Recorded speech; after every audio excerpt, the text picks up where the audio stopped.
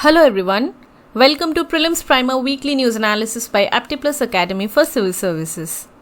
आज की पहली टॉपिक है लामितीये 2022।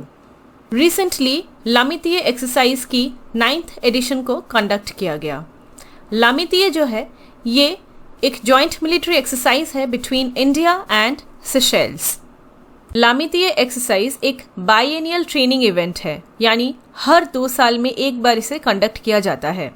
साल 2001 से ही लामितीये एक्सरसाइज को सेशेल्स में कंडक्ट किया जा रहा है।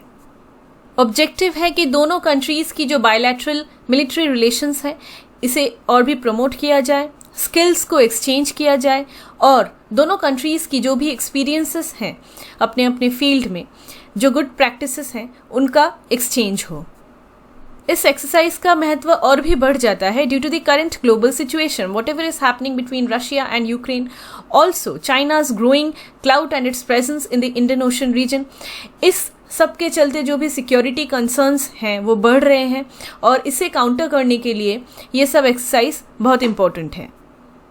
लामितीये एक्सरसाइज इंडियन आर्मी और सेशेल्स डिफेंस फोर्सेस के बीच में जो कोऑपरेशन है उस लेवल ऑफ डिफेंस कोऑपरेशन को एनहांस करेगी ही, और इसके साथ ही दोनों कंट्रीज की जो बायलैटरल रिलेशंस हैं उसे भी फर्दर प्रमोट करेगी।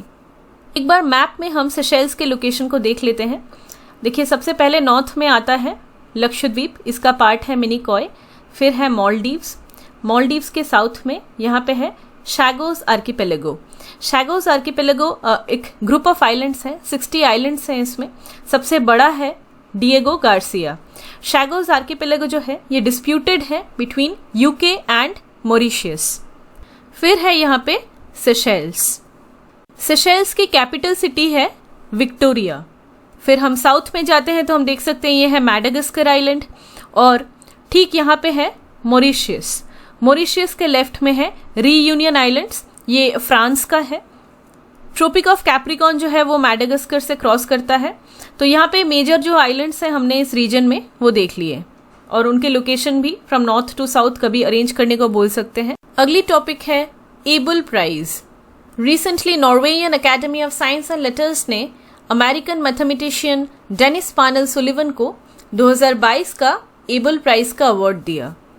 एबल प्राइज जो है ये एक एनुअल अवार्ड है जिसे नॉर्वे के किंग एक या एक से ज्यादा आउटस्टैंडिंग मैथमेटिशियंस को प्रेजेंट करते हैं। ये अवार्ड नॉर्वे के एक great mathematician Niels Henrik Abel के नाम पे है, and this award is modelled after the Nobel prizes. इसमें 7.5 मिलियन नॉर्वेजियन क्रोनर का मॉनिटरी अवार्ड दिया जाता है। इसके अलावा ये अवार्ड सेरेमनी जो है ये यूनिवर्सिटी ऑफ ओस्लो में होती है, जहां नोबेल प्राइज का अवार्ड दिया गया था बिटवीन 1947 एंड 1989। हिस्ट्री की बात करें तो एबल प्राइज को सबसे पहले नॉर्वे के एक मैथमेटिशियन सोफस लाई ने 1899 में प्रपोज किया था। जब उन्हें यह पता चला था कि अल्फ्रेड नोबेल प्लान कर रहे हैं कि हर साल नोबेल प्राइज दिया जाएगा, लेकिन उसमें मैथमेटिक्स के लिए कोई प्राइज नहीं है when we are talking about Nobel prize, इसीलिए एबल प्राइज की एक प्रपोजल डाली गई। फिर in the year 2001 finally government of Norway ने इस प्राइज को एस्टैब्लिश किया।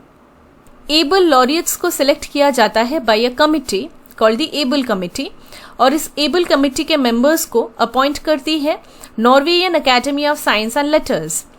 Norwegian Academy of Science and Letters एक सोसाइटी है, नॉर्वे के ओस्लो में बेस्ड है, और इसका पर्पस है साइंस एंड स्कॉलरशिप को सपोर्ट करना और इसकी एडवांसमेंट करना in Norway.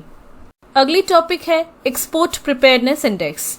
Recently NITI Aayog ने इंस्टीट्यूट ऑफ कॉम्पिटिटिवनेस के साथ एक्सपोर्ट प्रिपेयरनेस इंडेक्स को रिलीज किया। एक्सपोर्ट प्रिपेयरनेस इंडेक्स की ये 2nd एडिशन थी। फर्स्ट एडिशन जो है उसे अगस्त 2020 में लॉन्च किया गया था। इस इंडेक्स में हर एक स्टेट और यूनियन टेरिटरी को एक रैंक दिया जाता है ऑन द बेसिस कि वो कितना रेडी है एक्सपोर्ट के लिए और उनका क्या परफॉर्मेंस है एक्सपोर्ट में। इस इंडेक्स में 4 पिलर्स हैं, 4 parameters: policy, business ecosystem, export ecosystem और export performance.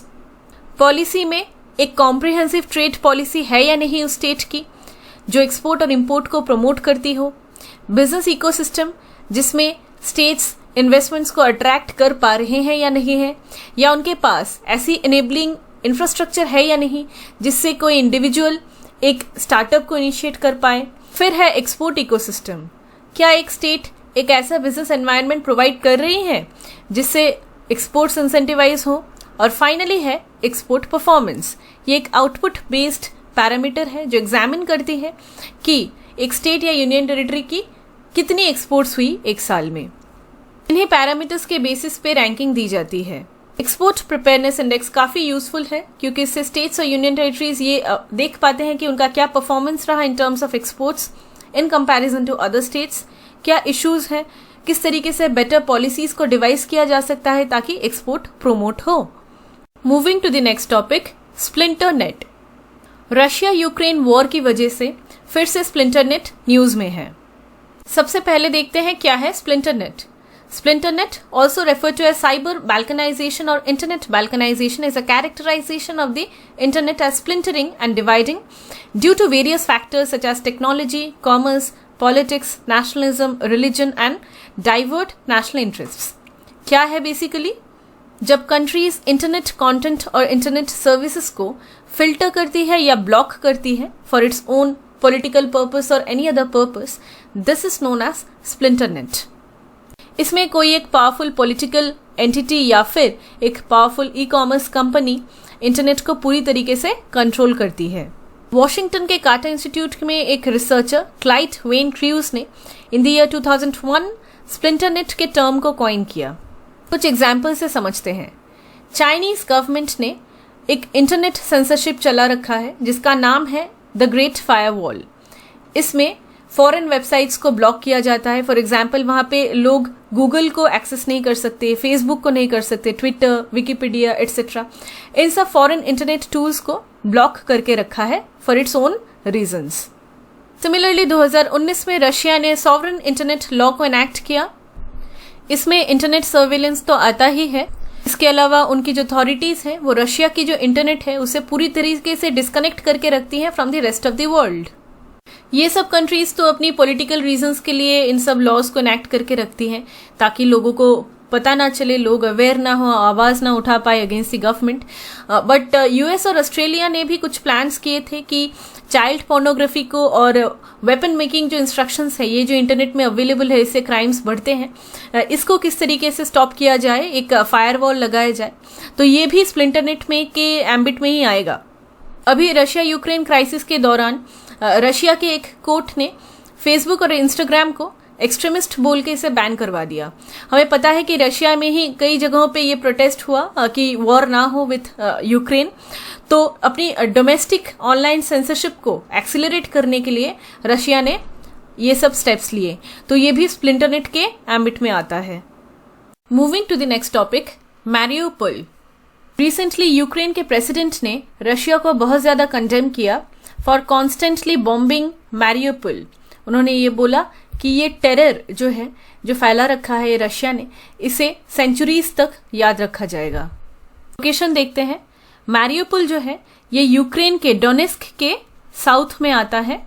Donetsk region, Luhansk region, इन सबको हमने बहुत ही डिटेल में पढ़ा था प्रीवियस सेशंस में।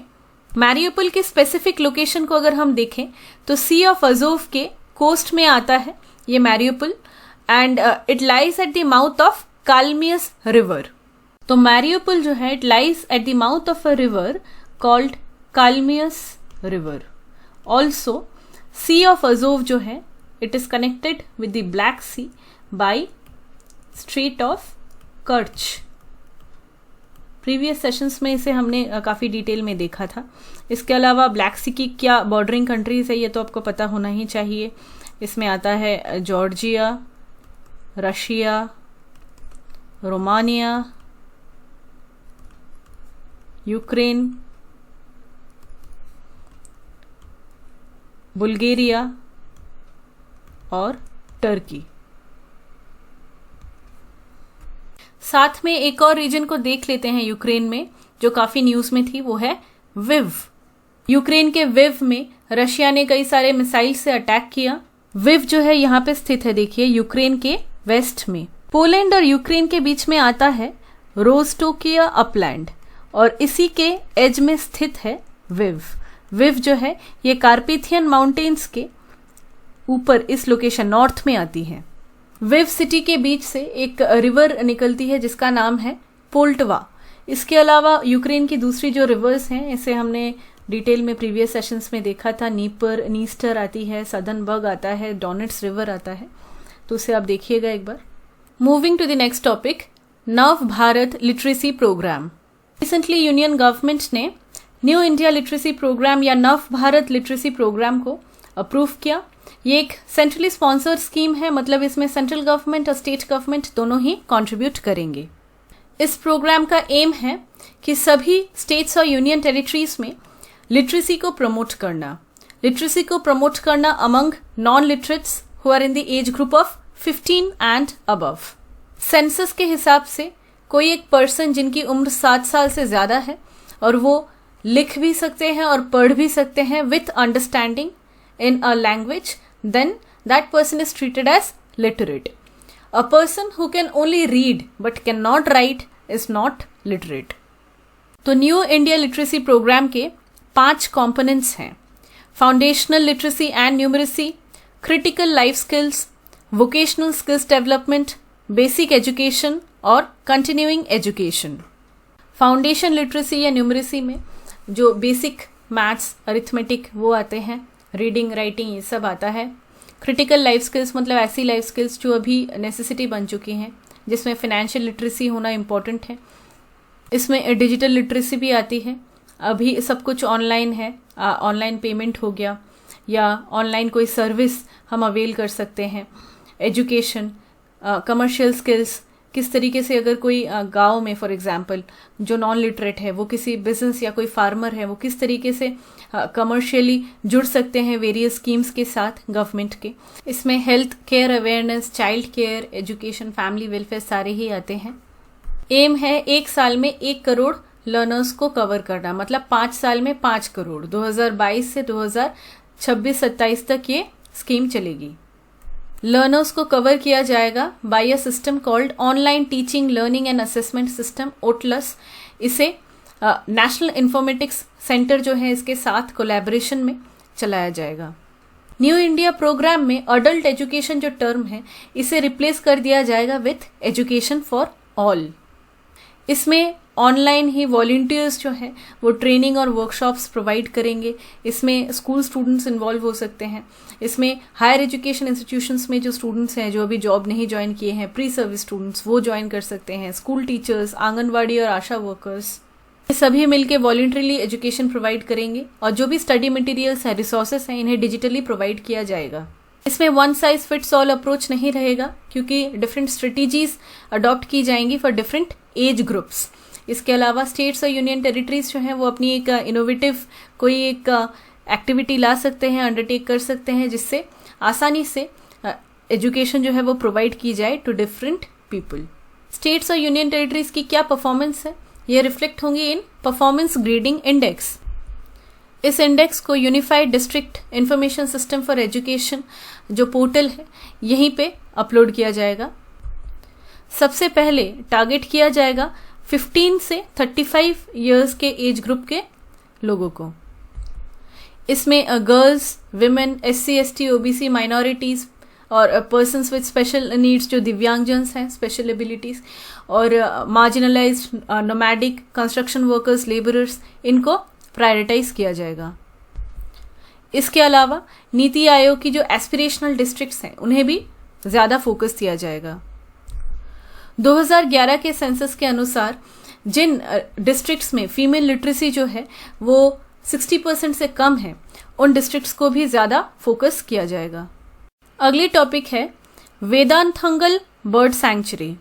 एक फार्मास्यूटिकल कंपनी है सन फार्मा, इसे अलाउ कर दिया गया है कि ये अपने प्रोजेक्ट्स को एक्सपैंड कर सकती हैं near Vedanthangal bird sanctuary. Vedanthangal bird sanctuary जो है वो तमिलनाडु में स्थित है। लोकेशन देखते हैं, तमिलनाडु के नॉर्थ ईस्ट में आता है वेदांथंगल बर्ड सैंक्चुरी। ये कंट्री का ओल्डेस्ट वाटर बर्ड सैंक्चुरी है और इसमें कई सारे माइग्रेटरी बर्ड्स आते हैं, for example pintail, grey wagtail, blue winged teal, sandpiper etcetera. Tamil Nadu के कुछ और प्रोटेक्टेड एरियाज की अगर बात करें तो देखिए ये आता है पहले Mudumalai wildlife sanctuary, Mukurthi national park, यहाँ पे है Indira Gandhi wildlife sanctuary, Veeramalai, फिर है point Calimere wildlife sanctuary. अगर साउथ की बात करें तो नीचे आता है श्रीवल्लुपुथुर सैंक्चुरी, फिर है वल्लानाडु ब्लैक बक सैंक्चुरी, फिर है कलकड़ू वाइल्ड लाइफ सैंक्चुरी। यहाँ आता है gulf of Mannar marine national park. अगली टॉपिक है Pradhan Mantri Jan Vikas Karyakram. Union minister for minority affairs ने लोकसभा में ये इन्फॉर्म किया कि क्या क्या इनिशिएटिव्स ली गई हैं अंडर प्रधानमंत्री जन विकास कार्यक्रम। प्रधानमंत्री जन विकास कार्यक्रम के अंदर ये कोशिश किया जाएगा कि जो माइनॉरिटी कम्युनिटीज हैं उन्हें better socio economic infrastructure facilities provide की जाए, स्पेशली इन एजुकेशन, हेल्थ और स्किल डेवलपमेंट। इन सब चीज़ों के लिए जो भी इंफ्रास्ट्रक्चर की ज़रूरत होती है उनको एस्टैब्लिश करना। प्रधानमंत्री जन विकास कार्यक्रम एक सेंट्रली स्पॉन्सर्ड स्कीम है जो मिनिस्ट्री ऑफ माइनॉरिटी अफेयर्स के अंदर आती है। सेंट्रली स्पॉन्सर्ड यानी बोथ सेंट्रल गवर्नमेंट और स्टेट गवर्नमेंट इसमें फाइनेंसिंग करते हैं, लेकिन इम्प्लीमेंटेशन जो है वो स्टेट गवर्नमेंट या जो रिस्पेक्टिव यूनियन टेरिटरी की गवर्नमेंट है वही करती है। पहले एक स्कीम थी मल्टी सेक्टोरल डेवलपमेंट प्रोग्राम, इसे 2018 में रिस्ट्रक्चर किया गया और रीनेम किया गया एज प्रधानमंत्री जन विकास कार्यक्रम। इस स्कीम के अंदर जो भी इंफ्रास्ट्रक्चर्स बनाए जाएंगे उसकी जो प्रोजेक्ट्स हैं उसे स्टेट्स या यूनियन टेरिटरीज खुद प्रपोज करेंगी, क्योंकि लैंड तो स्टेट सब्जेक्ट है, वो लैंड रेडली अवेलेबल रहता है स्टेट के साथ। सेंट्रल गवर्नमेंट जो है वो लैंड को अक्वायर नहीं करती है अंडर द स्कीम, और लैंड एक्विजिशन जो कॉस्ट होता है वो भी इस स्कीम के अंतर्गत कवर नहीं होता है। हर एक इंफ्रास्ट्रक्चर जो बन रहा है उसका कितना क्या प्रोग्रेस हुआ है, इसकी जो एक रिपोर्ट है ये स्टेट गवर्नमेंट या यूनियन टेरिटरी की जो एडमिनिस्ट्रेशन है ये directly ministry of minority affairs को देती है। क्वार्टरली बेसिस पे जो रिपोर्ट है वो दी जाए। ऑब्जेक्टिव जैसे कि हमने पहले बताया कि सोशियो इकोनॉमिक इंफ्रास्ट्रक्चर का डेवलप करना, उसमें स्कूल, कॉलेजेस, हेल्थ फैसिलिटीज़ जो भी माइनॉरिटीज़ को मद्देनजर रखते हुए, उनके बेनिफिट्स को मद्देनजर रखते हुए जो इंफ्रास्ट्रक्चर्स बनेंगी वही इस कार्यक्रम के अंदर आएंगी। And the scheme is now implemented in all the districts of the country including the aspirational districts. ऐसा नहीं है कि कोई भी डिस्ट्रिक्ट छूटा हुआ है, इसमें सारे डिस्ट्रिक्ट्स आ जाएंगे। बेनिफिशियरीज की बात करें तो national commission for minorities act 1992 के तहत जो भी माइनॉरिटीज़ कम्युनिटीज़ नोटिफाइड हैं वो इस स्कीम के अंदर आएंगे। फॉर एग्जांपल मुस्लिम्स हैं, सिख्स हैं, क्रिश्चियंस हैं, बुद्धिस्ट्स हैं, पारसीज हैं और जैन्स हैं। अगली टॉपिक है smile scheme. Recently ministry of social justice and empowerment ने एक नई स्कीम को फॉर्मुलेट किया है called smile. Smile stands for support for marginalised individuals for livelihood and enterprise. Transgender community और जो लोग बेगिंग में एंगेज्ड हैं इन्हें रिहैबिलिटेट करने के लिए और इनके वेलफेयर के लिए स्माइल स्कीम लाया गया है। इसमें 2 सब स्कीम्स आएंगी। एक है central sector scheme for comprehensive rehabilitation for welfare of transgender persons और central sector scheme for comprehensive rehabilitation engaged in the act of begging. दोनों ही सेंट्रल सेक्टर स्कीम है, तो फिनेंसिंग यूनियन गवर्नमेंट ही करेगी 100%।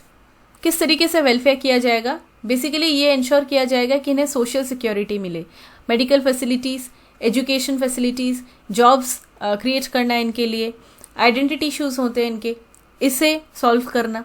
365 करोड़ एलोकेट किए गए हैं फॉर 2021 से 2025-26 तक। इसमें इन्हें स्किल डेवलपमेंट भी प्रोवाइड किया जाएगा under the PM Daksh scheme. मतलब पीएम दक्ष स्कीम के अंदर जो प्रोविजंस है स्किल डेवलपमेंट के लिए उसे स्माइल स्कीम के अंदर भी इम्प्लीमेंट किया जाएगा। अगली टॉपिक है बोमा कैप्चरिंग टेक्निक। रिसेंटली राजस्थान के केवलादेव नेशनल पार्क से मुकुंद्रा हिल्स टाइगर रिजर्व में डियर के पॉपुलेशन को ट्रांसलोकेट करने के लिए बोमा टेक्निक को अडॉप्ट किया गया। बोमा एक एनिमल कैप्चरिंग टेक्निक है, ये अफ्रीका में बहुत ज़्यादा पॉपुलर है। बेसिकली एनिमल्स को एक जगह से दूसरी जगह पे शिफ्ट करने के लिए इसका यूज़ किया जाता है, क्योंकि एनिमल्स को हम बोलेंगे चलिए चलते हैं तो वो तो ऐसे नहीं जाएंगे, इसीलिए बोमा का यूज़ किया जाता है। इसमें क्या होता है कि एनिमल्स को लालच दी जाती है कि वो एक पर्टिकुलर एनक्लोजर इसके एरिया से गुजरे, एक फनल लाइक एरिया से गुजरे, और उसमें उस एरिया में फेंसिंग की जाती है, चारों तरफ पेड़ और ग्रास मैट्स, ग्रीन नेट से फेंसिंग की जाती है और उन्हें चेज करवाया जाता है कि वो उस जगह से गुजरे। जैसे ही वो उस जगह से गुजरते हैं उसके बाद धीरे धीरे वो फनल जहाँ पे एंड होती है वहाँ पे व्हीकल रहता है, गाड़ी, उसमें ये एनिमल्स जो है उन्हें डाल दिया जाता है और फिर वहाँ से ट्रांसपोर्ट करके दूसरे लोकेशन में लाया जाता है।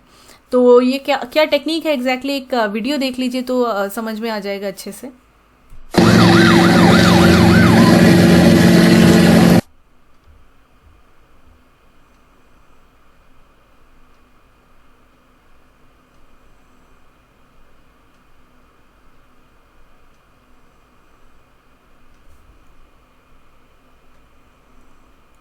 इस टेक्निक को पहले यूज किया जाता था वाइल्ड एलिफेंट्स को कैप्चर करने के लिए ताकि उन्हें ट्रेनिंग दी जा सके, लेकिन अभी इसे ट्रांसलोकेशन के लिए यूज किया जा रहा है। पहले ये मध्य प्रदेश में इसे अडॉप्ट किया गया था इस टेक्निक को, और अभी राजस्थान में पहली बार इसे अडॉप्ट किया गया है। मैप में आप राजस्थान के जो भी प्रोटेक्टेड एरियाज हैं उन्हें देख सकते हैं। ये है सरिस्का, ये है केवलादेव, रणथंभौर, दारा, रामसागर, कुंभलगढ़, माउंट आबू, ये है गजनर वाइल्ड लाइफ सेंचुरी और ये है ताल चापेरी।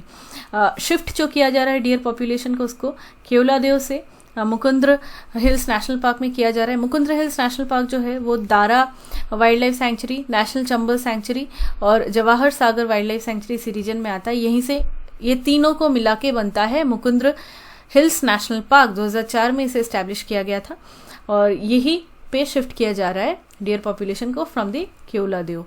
तो अगली टॉपिक है lithium and lithium ion.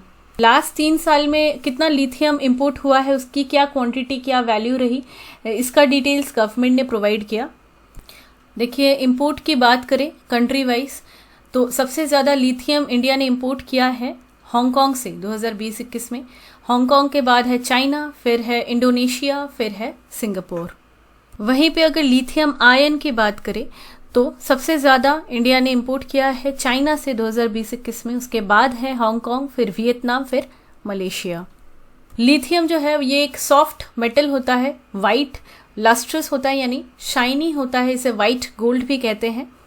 Lithium एक ऐसी मेटल है जिसकी डेंसिटी सबसे कम है और ये वाटर के साथ बहुत ज़्यादा विगरसली रिएक्ट करता है।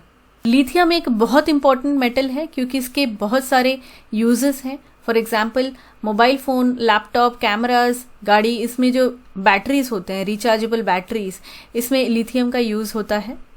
ग्लासेस और सेरेमिक्स के मैन्युफैक्चरिंग में भी लिथियम का यूज़ होता है। मेडिकल यूजेस काफ़ी सारे हैं लिथियम के। फॉर एग्जांपल हार्ट में जो पेस मेकर को लगाते हैं उसमें उसकी जो बैटरी है उसमें लिथियम का यूज़ होता है। इसके अलावा टॉयज़, क्लॉक्स में भी लिथियम का यूज़ किया जाता है। जो ड्रग्स डिप्रेशन को कम करने के लिए बनाई जाती हैं उसमें भी लिथियम कार्बोनेट का यूज़ किया जाता है।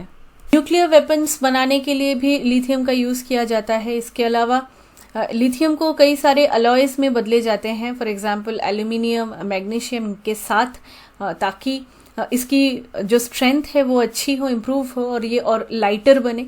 तो एल्यूमिनियम लिथियम अलॉयज जो हैं इन्हें एयरक्राफ्ट्स बनाने के लिए, बाइसिकल बनाने के लिए, हाई स्पीड ट्रेन बनाने के लिए हर जगह पे ये यूज़ किया जाता है। अवेलेबिलिटी की बात करें तो लिथियम जो है ये नेचुरली एज अ मेटल नहीं मिलता है, ये कॉम्बिनेशन में मिलता है रॉक्स में, इग्नियस रॉक्स जो होते हैं वहाँ पे मिलते हैं। सबसे ज़्यादा अभी लिथियम जो है प्रोड्यूस होता है एट प्रेजेंट चिले में। वर्ल्ड प्रोडक्शन की बात करें तो जो लीडिंग लिथियम प्रोड्यूसिंग कंट्रीज हैं उनमें आते हैं ऑस्ट्रेलिया, चिले, चाइना और अर्जेंटीना। एक है लिथियम ट्रायंगल, ये एक ऐसी रीजन है जो साउथ अमेरिका के एंडीज माउंटेन्स में सिचुएटेड है और इस रीजन के आसपास बॉर्डरिंग कंट्रीज हैं अर्जेंटीना, बोलीविया और चिले। आटाकामा डेजर्ट एरिया जो है यहाँ पे जो सॉल्ट पैन्स हैं और इसके आसपास के एरिया में जो सॉल्ट पैन्स हैं यहीं पे ये लिथियम के रिजर्व्स मिलते हैं। 54% वर्ल्ड के 54% लिथियम रिजर्व्स यहीं इसी रीजन में मिलते हैं।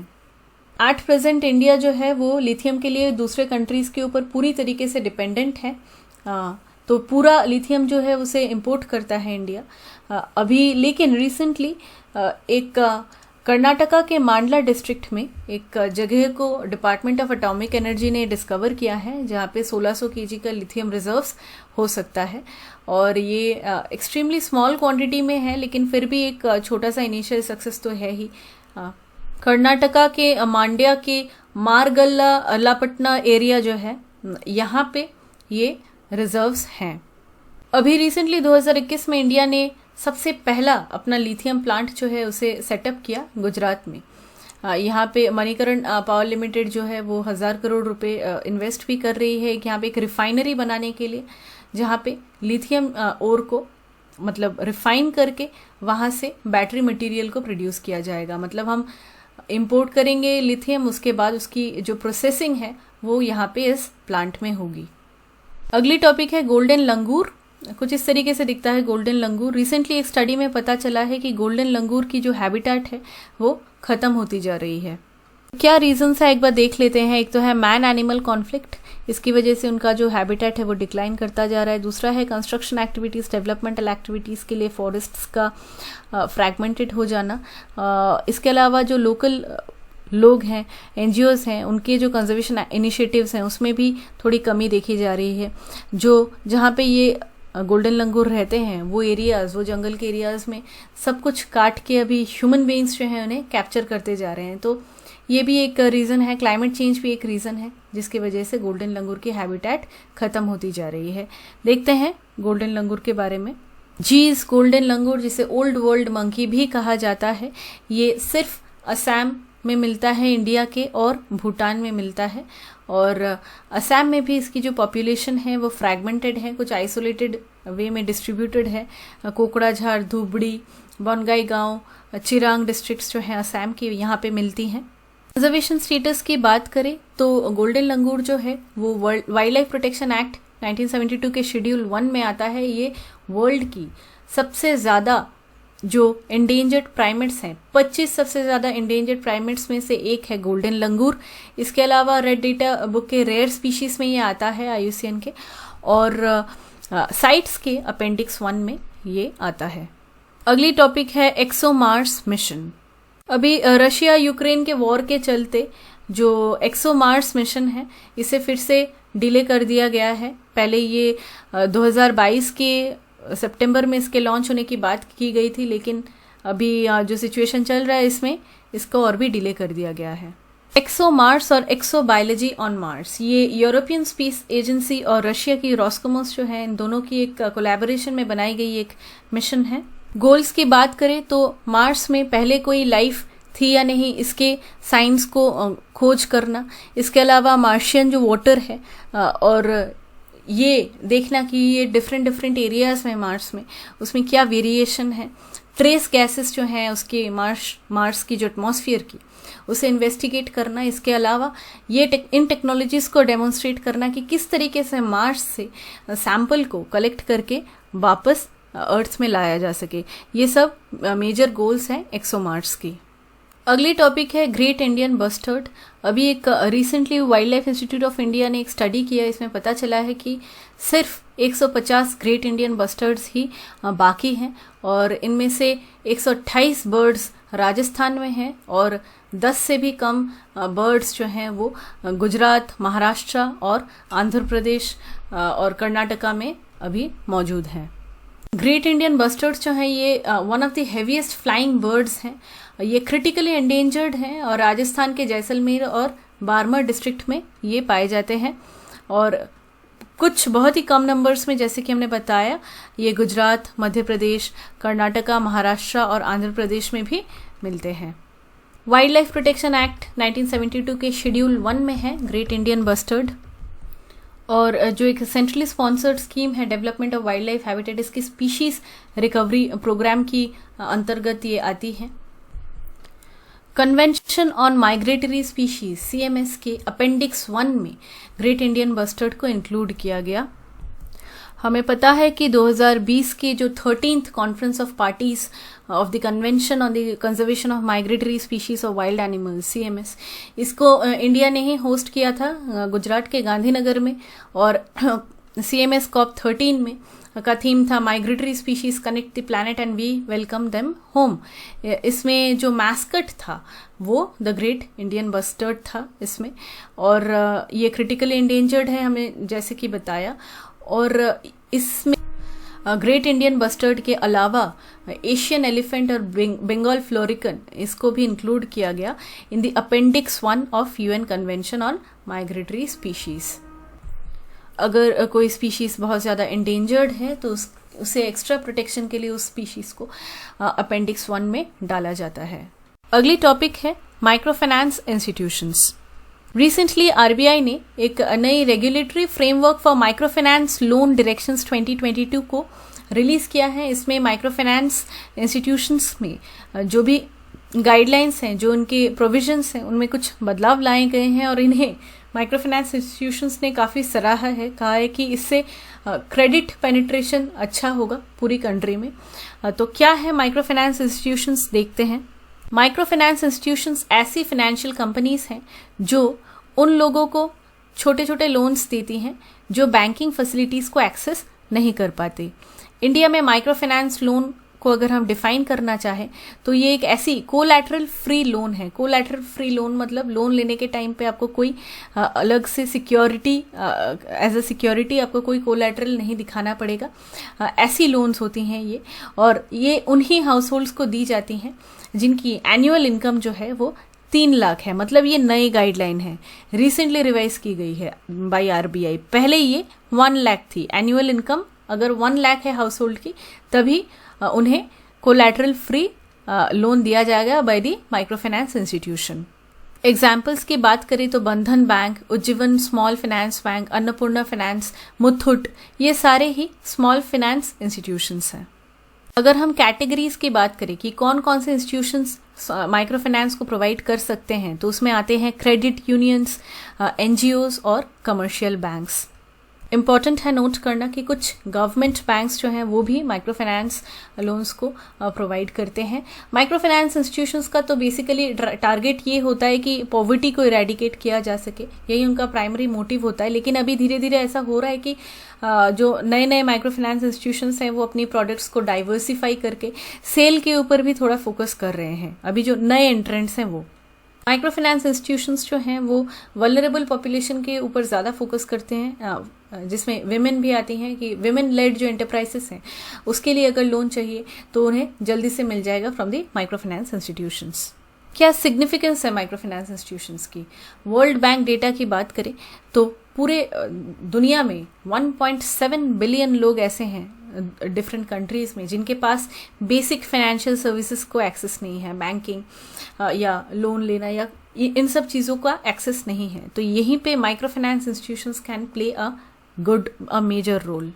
भारत में कुछ ऐसी टाइप्स ऑफ ग्रुप्स हैं that are organised by this micro finance institutions, और वो इन ग्रुप्स को क्रेडिट फैसिलिटी, इंश्योरेंस या कुछ और प्रोडक्ट्स जो हैं वो देती है। इसमें वो इन ग्रुप्स को फाइनेंशियल ट्रेनिंग भी देती है रूरल इंडिया में। तो किस तरीके की ये ग्रुप्स हैं जिन्हें माइक्रो फाइनेंस इंस्टीट्यूशंस ये सारी चीज़ें देती हैं? वो है जॉइंट लायबिलिटी ग्रुप, देन है सेल्फ हेल्प ग्रुप, फिर होता है ग्रामीण मॉडल बैंक और फिर है रूरल कोऑपरेटिव्स। ये सभी तरीके के जो माइक्रो फाइनेंस इंस्टीट्यूशंस हैं जिनकी हमने बात की, ये सभी ग्रुप्स जो हैं ये क्रेडिट ऑफर करती हैं, इंश्योरेंस प्रोवाइड करती है, फाइनेंशियल ट्रेनिंग भी देती है रूरल पॉपुलेशन को इंडिया में। सबसे पहले जो आता है वो है जॉइंट लायबिलिटी ग्रुप। यूजुअली 4 से 10 लोगों की एक इनफॉर्मल ग्रुप होती है जॉइंट लायबिलिटी ग्रुप, जो लोन्स जिन्हें चाहिए होता है अगेंस्ट म्यूचुअल गारंटी। मतलब ये सभी एक दूसरे के गारंटी है।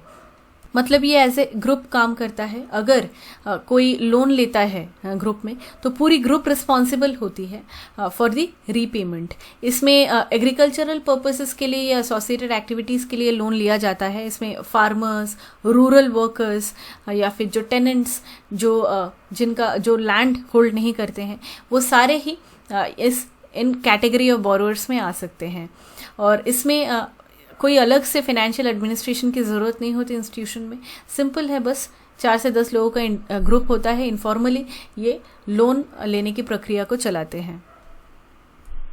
अगली तरीके की ग्रुप जिसे माइक्रो फाइनेंस इंस्टीट्यूशंस लोन देती हैं वो है self help group. Self help group जो है ये ग्रुप है of individuals who have same socio economic backgrounds. मतलब फॉर एग्जांपल फार्मर वुमेन एक ही और या फिर कोई रूरल एरिया में ही किसी एक बिजनेस से जुड़े हुए हैं कई सारे विमेन, तो वो सेल्फ हेल्प ग्रुप में आ जाएंगी।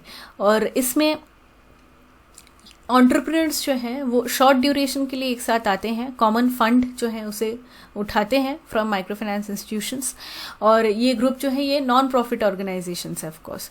एंड डेट रिकवरी के लिए एज यूजुअल अगर एक लोन लेता है तो सभी रिस्पॉन्सिबल होते हैं उसको मतलब रीपेमेंट के लिए। इसमें कोलैटरल फिर से कोई रिक्वायरमेंट नहीं होती, ग्रुप लेंडिंग है, तो अगर ग्रुप ही जो है वो गारंटी देता है तो इसमें भी कोलैटरल की ज़रूरत नहीं होती बैंक से या फिर किसी माइक्रो फाइनेंस इंस्टीट्यूशन से लोन लेने के लिए। कई सारे बैंक्स के साथ एसएचजी सेल्फ हेल्प ग्रुप्स का टाई अप है, for example NABARD SHG linkage group इसमें बहुत ही इंपॉर्टेंट है। इसमें सेल्फ हेल्प ग्रुप जो हैं वो बैंक से मनी को बोरो कर सकते हैं अगर वो दिखा पाए कि उनका ट्रैक रिकॉर्ड अच्छा है, पहले कोई डिफ़ॉल्ट नहीं हुआ है, तो वो इस तरीके से लोन ले सकते हैं। अगली है ग्रामीण मॉडल बैंक। ये बांग्लादेश के एक Nobel laureate professor Mohammad Yunus का ये आइडिया था ग्रामीण मॉडल बैंक, और इसी से इंस्पायर होकर अभी इंडिया में बना है रीजनल रूरल बैंक्स और आरआरबीज। ये एंड टू एंड डेवलपमेंट के लिए इंश्योर करने के लिए, रूरल इकोनॉमी के लिए इसका मेन मोटिव था। लेकिन इंडिया में धीरे धीरे ये देखा गया है कि जो सेल्फ हेल्प ग्रुप्स हैं ये ज़्यादा सक्सेसफुल रही हैं। माइक्रो फाइनेंस इंस्टीट्यूशन से जुड़े कुछ इंपॉर्टेंट फैक्ट्स को देख लेते हैं। फॉर एग्जांपल इंडिया के 615 डिस्ट्रिक्ट्स में माइक्रो फाइनेंस इंस्टीट्यूशंस का प्रेजेंस है। रीजनल डिस्ट्रीब्यूशन की बात करें तो नॉर्थ ईस्ट इंडिया और ईस्टर्न इंडिया में सबसे ज़्यादा माइक्रो फाइनेंस इंस्टीट्यूशंस हैं 37%, and then it is followed by southern India. South India में 25% है, नॉर्थ में 14%, वेस्ट में 15% और सेंट्रल इंडिया में 9% है। मई 2021 तक की बात करें तो रिजर्व बैंक ऑफ इंडिया ने 94 नॉन बैंकिंग फाइनेंशियल कंपनीज को रजिस्टर किया है कि वो माइक्रो फाइनेंस इंस्टीट्यूशंस को चला सकते हैं। 1974 में सेवा self employed women's association bank, जो एक कोऑपरेटिव बैंक है, इसे अहमदाबाद में इस्टेब्लिश किया गया था, और यही सबसे पहला मॉडर्न माइक्रो फाइनेंस इंस्टीट्यूशन था इंडिया का। सेवा self employed women's association bank, a cooperative bank established in Ahmedabad in the year 1974। Regulation की बात करें तो इंडिया में जो भी ट्रेडिशनल बैंक्स हैं वो जो भी बैंकिंग रेगुलेशंस रूल्स को कंप्लाई करती हैं उन्हीं के साथ माइक्रो फाइनेंस बैंक को भी कंप्लाई करना होगा। लेकिन इसमें कुछ एक्सेप्शंस हैं। फॉर एग्जांपल कोऑपरेटिव और एनजीओज, जो एमएफआईज काम करती है as cooperatives and NGOs, they are not expected to comply with the same regulations, but if it is a micro finance bank then it has to adhere with all those regulations. Micro finance institutions और traditional banks में अगर हम difference को देखें तो basically micro finance में humans criteria को ज़्यादा देखा जाता है। जब लोन दिया जाता है उसका क्या एलिजिबिलिटी है उसके लिए ह्यूमन क्राइटेरिया को दिया जाता है कि अगर कोई एक सेटअप करेगा, अपना एक न्यू एंटरप्रेन्योर जो है वो अपना जो एक नया सेटअप करेगा तो उसमें क्या पॉसिबिलिटीज़ हैं कि उसमें क्या कितना सक्सेस होगा, इन सब चीज़ों को देख के लोन दिया जाता है। इसमें कोलैटरल या फाइनेंशियल स्ट्रॉन्ग फाइनेंशियल जो क्रेडिट्स हैं वो रहने की कोई ज़रूरत नहीं है, और ह्यूमन और सोशल क्राइटेरिया ही होते हैं कि कितना कॉम्पिटेंस, कितना मोटिवेटेड है इंसान एक बिजनेस को करने के लिए। ये सब देख के ही माइक्रो फाइनेंस इंस्टीट्यूशंस जो हैं वो लोन देती हैं।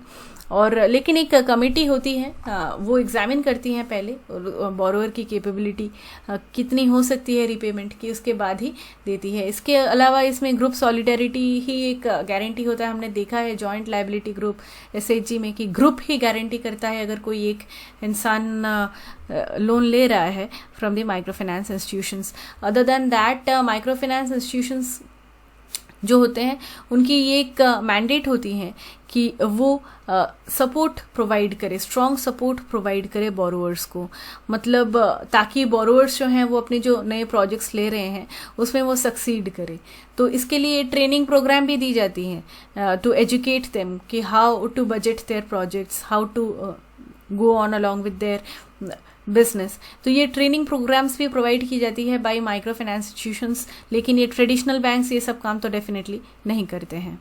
फंडिंग की बात करें तो माइक्रो फाइनेंस इंस्टीट्यूशंस जो हैं वो सब्सिडीज़ मिलता है, इन्हें ग्रांट्स मिलता है, इनकी खुद की कैपिटल तो है ही। इसके अलावा काफ़ी सारे ये प्रोडक्ट्स आजकल दे रहे हैं। इसमें ये माइक्रो फाइनेंस बैंक्स और फॉर एग्जांपल म्यूचुअल फंड, तो इसी से ये अपना फंडिंग करते हैं। इसके अलावा ये पार्टनर बैंक्स जो हैं उनसे लोन्स लेते हैं। पब्लिक इन्वेस्टर जो हैं वो माइक्रो फाइनेंस इंस्टीट्यूशंस को लोन या फंड प्रोवाइड करते हैं। ये सारी ही सोर्सेस होती हैं इनकी। तो नए जो प्रोविजंस हैं आरबीआई के अनुसार माइक्रो फाइनेंस इंस्टीट्यूशंस के फ्रेमवर्क के लिए जो डायरेक्शंस अभी रिसेंटली दिए गए हैं, उसमें पहला ये है कि जो कोलैटरल फ्री लोन दिया जाता है by the micro finance institutions to a household, पहले ये क्राइटेरिया था कि उसमें 1 लाख रुपए तक की एनुअल इनकम जिनकी है जिस हाउस होल्ड की, उन्हें दिया जाएगा। लेकिन इसे बढ़ा के अभी 3 लाख कर दिया गया है। एनुअल इनकम 3 लाख है तो उस हाउस होल्ड को कोलैटरल फ्री लोन दिया जाएगा bye the micro finance institution. इसके अलावा जो रेगुलेटेड एंटिटीज़ हैं, माइक्रो फाइनेंस इंस्टीट्यूशंस हैं, उन्हें एक proper approved, board approved policy को सामने रखना होगा कि जो भी प्रोडक्ट्स वो बेच रहे हैं तो उनकी क्या प्राइसिंग है, तो उसकी एक प्रॉपर पॉलिसी होनी चाहिए। ये आरबीआई का डायरेक्शन गाइडलाइन। कई केसेस में ऐसा देखा जाता है कि जो माइक्रो फाइनेंस इंस्टीट्यूशंस हैं वो इनका जो एक कोई यूनिफॉर्मिटी नहीं है कि वो कितना इंटरेस्ट रेट चार्ज कर रही हैं जब वो किसी को लोन दे रही हैं या फिर कोई प्रोडक्ट बेच रही हैं। तो इन दैट केस ये यूनिफॉर्मिटी नहीं रहता है तो ऑफ कोर्स जो कस्टमर्स हैं वो सफ़र करते हैं, काफ़ी ज़्यादा कभी कभी इंटरेस्ट रेट्स चार्ज कर लेती हैं। मतलब प्रिंसिपल अमाउंट के ऊपर 12 से 30% तक का इंटरेस्ट रेट ये माइक्रो फाइनेंस इंस्टीट्यूशंस चार्ज कर लेती है। तो यूनिफॉर्मिटी नहीं है, इससे डिफ़ॉल्ट होने के चांसेस ज़्यादा रहते हैं। इसी को रोकने के लिए अभी आरबीआई ने बोला है कि इंटरेस्ट रेट्स जो हैं वो मतलब कुछ भी नहीं होने चाहिए, वो they are subject to supervisory scrutiny by the Reserve Bank. और जो भी माइक्रो फाइनेंस इंस्टीट्यूशंस हैं वो जो बोरोअर हैं, प्रोस्पेक्टिव बोरोअर, उन्हें एक सिंपल फैक्ट शीट में उन्हें ये स्टैंडर्डाइज जो क्या प्राइसिंग रिलेटेड इन्फॉर्मेशन है कि लोन के ऊपर कितना इंटरेस्ट रेट है या कोई प्रोडक्ट अगर वो सेल कर रहे हैं तो वो सारी डिटेल्स उन्हें देनी चाहिए। ये भी प्रोविज़न डाला गया है। ये भी बोला गया है कि अगर कोई बोरोअर जो है वो पेमेंट नहीं कर पा रहा है, डिले हो रहा है पेमेंट में, तो पेनल्टी जो है वो it shall be applied on the overdue amount. जितना अमाउंट बाकी है उसी पे होगा। ऐसा नहीं है कि पूरा जितना लोन लिया था उसी के ऊपर पेनल्टी कैलकुलेट की जा रही है, जितना बाकी है उसी के ऊपर पेनल्टी कैलकुलेट की जानी चाहिए। ऐसा आरबीआई का गाइडलाइन है। इसके अलावा आरबीआई ने बोला है कि हर एक माइक्रो फाइनेंस इंस्टीट्यूशन का एक बोर्ड अप्रूव्ड पॉलिसी होना चाहिए जिसमें ये मेक श्योर करना होगा कि जो भी हाउस होल्ड बोरो कर रहा है उसकी जो मंथली इनकम है, मंथली हाउस होल्ड इनकम है, उससे उसकी 50% से ज़्यादा नहीं जानी चाहिए इन रीपेमेंट ऑफ लोन। तो ये भी मेक श्योर करने का काम माइक्रो फाइनेंस इंस्टीट्यूशन का ही है। पहले ये प्रोविजन था कि जो भी एनबीएफसी एमएफआई है, मतलब नॉन बैंकिंग फाइनेंशियल कंपनीज वो qualified as micro finance institution as well. मतलब ये सारी जो इंस्टीट्यूशंस थी ये अपना जो टोटल एसेट है उसका बस 10% ही डाल सकती थी, 10% ही एक्सटेंड कर सकती थी एज माइक्रो फाइनेंस लोन उस कैटेगरी में। लेकिन इसको भी बढ़ा के 25% कर दिया गया है। मतलब ऐसी एनबीएफसीज जो क्वालिफाइड है as mutual as micro finance institutions, ऐसी एनबीएफसी एमएफआईज जो हैं वो अपने टोटल एसेट्स का 25% तक का दे सकती हैं loan as micro finance in the micro finance category. Moving to the next topic, GSAT-7 series satellites. Ministry of defence ने अभी अप्रूव किया है कि GSAT-7B सैटेलाइट की जरूरत है। तो ये सैटेलाइट जो होगी it will be a dedicated satellite for the Indian army. क्या है GSAT-7 satellites? These are advanced satellites जिसे इसरो ने बनाया है to meet the communication needs of the defence services. Particularly defence sector में आर्मी नेवी ये यूज़ कर सके कम्युनिकेशन के लिए अपने, इसके लिए ये GSAT-7 सैटेलाइट्स को, सीरीज सैटेलाइट्स को लॉन्च किया गया था इन द ईयर 2013 इटसेल्फ। इसमें 2650 kgs का सैटेलाइट होगा है और ये 2000 nautical miles Indian ocean region को पूरी तरीके से ये कवर करता है। और ये बेसिकली नेवी की कम्युनिकेशन नीड्स के लिए यूज़ की जाती हैं इन सैटेलाइट्स को। जीसैट को जियोसिंक्रोनस ट्रांसफर ऑर्बिट जीटीओ में ही इंजेक्ट किया गया था। क्या है geosynchronous transfer orbit, types of orbits में ये हम पढ़ेंगे, ये पूरा एक अलग इसके लिए सेशन हम डेडिकेट करेंगे। सर्विसेज की बात करें तो जीसैट 7 जो है ये कई सारी सर्विसेज प्रोवाइड करता है for military communication needs.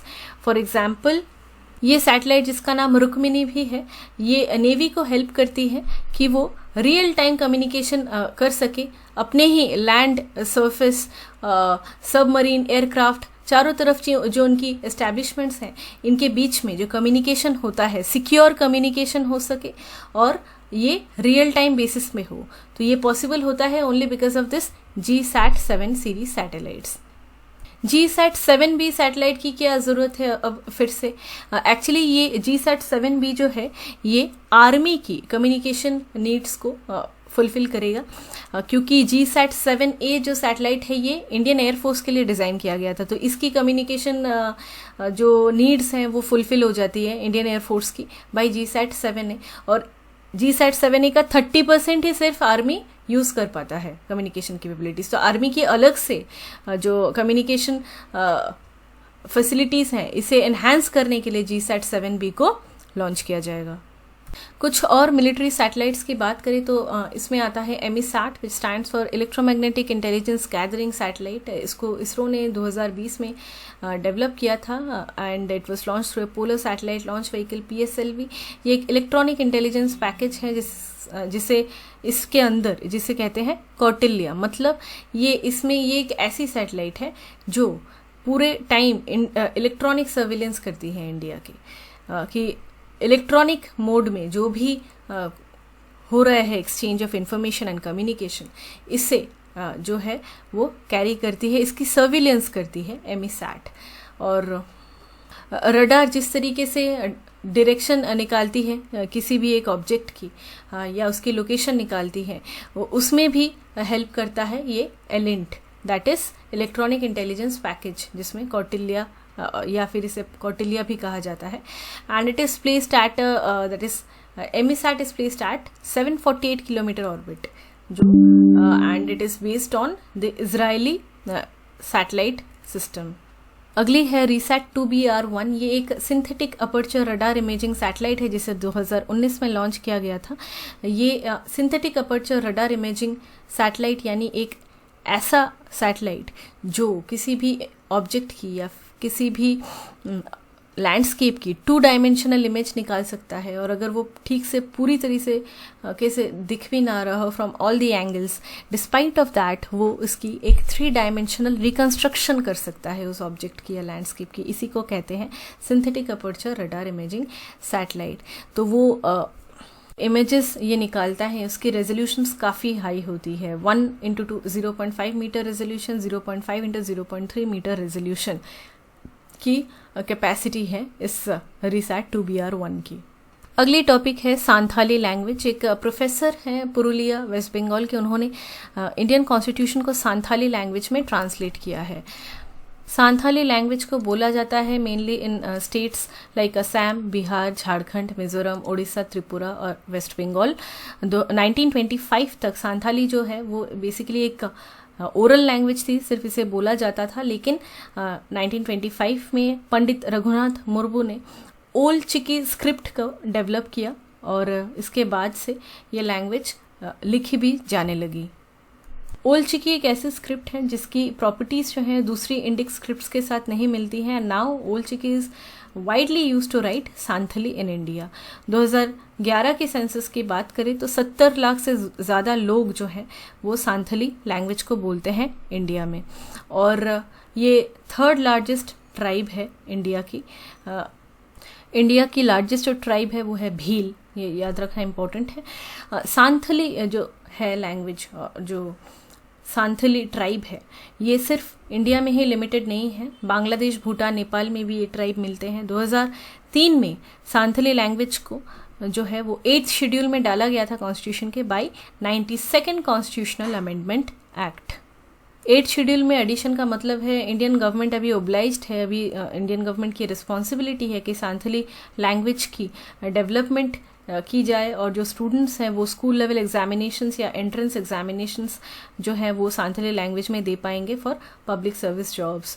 And 2005 में इंडिया की जो साहित्य अकेडमी है इन्होंने अवार्ड देना शुरू किया हर साल two literary works which are written in Santhali. तो इससे जो प्रिजर्वेशन है इस लैंग्वेज की वो डेफिनेटली एनहांस होगी, बेटर प्रिजर्व्ड होगी। कुछ प्रैक्टिस क्वेश्चंस इन्हें देख लेते हैं, आपको बताना है कौन से ट्रू हैं कौन से फॉल्स हैं। Number 1, Lamitiye 2022 is an annual joint military exercise between India and Thailand. Number 2, the Abel prize is a prize awarded annually by Sweden to one or more outstanding mathematicians. Number 3, Great Indian Bustard is a critically threatened species found only in Rajasthan. Number 4, the splinter net, also referred to as cyber balkanization or internet balkanization, is a characterization of the internet as splintering and dividing due to various factors such as technology, commerce, politics, nationalism, religion, and divergent national interests. Number 5, Vedathangal Bird Sanctuary is a protected area located in the state of Kerala. Number 6, the Lithium Triangle is a region of the Andes rich in lithium reserves around the borders of Argentina, Bolivia, and Chile. Number 7, ExoMars or Exobiology on Mars is an astrobiology program of NASA and European Space Agency. Number 8, GSAT-7 satellites are advanced satellites developed by the ISRO to meet the communication needs of the defense services. Number 9, in India, a microfinance loan is defined as a collateral free loan given to a household having an annual income of up to rupees 1 lakh.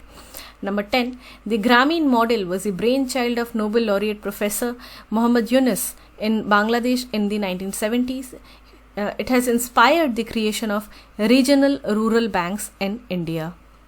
With this we come to an end of this session. Session की जो PDF है ये आपको description में मिल जाएगी. Thank you so much.